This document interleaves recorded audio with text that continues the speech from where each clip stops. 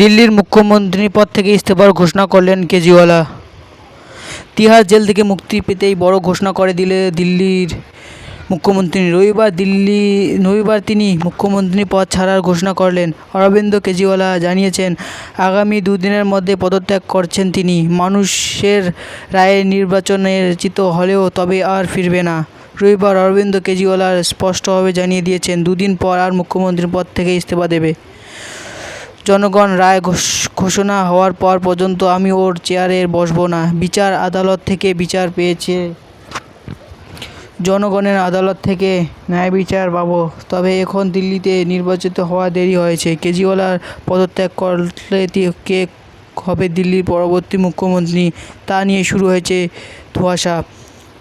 বলা বাহুল্য, গত শুক্রবার তিহার জেলে থেকে মুক্তি পান দিল্লির মুখ্যমন্ত্রী। আর জেল থেকে মুক্তি পেতেই তিনি নিলেন বড় সিদ্ধান্ত। উল্লেখ, অবৈধ দুর্নীতি মামলার প্রায় 6 মাস দিল্লিতে তিহার জেলে বন্দী ছিলেন কেজরিওয়াল।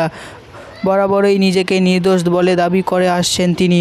সরব হয়েছিল কেন্দ্রীয় সংস্থার বিরুদ্ধেও। শুধু তাই নয়, আম আদমি পার্টির প্রশ্ন তোলে, কীভাবে একজন নির্বাচিত মুখ্যমন্ত্রীকে বেআইনিভাবে জেলে রাখা হয়েছে। কেজরির গ্রেফতারি নিয়ে সরব হয়েছিল ইন্ডিয়া জোটের সদস্য। তবে জেল থেকে মুক্তি পেলেই এবার পদত্যাগের ঘোষণা করলেন দিল্লির মুখ্যমন্ত্রী কেজরিওয়াল।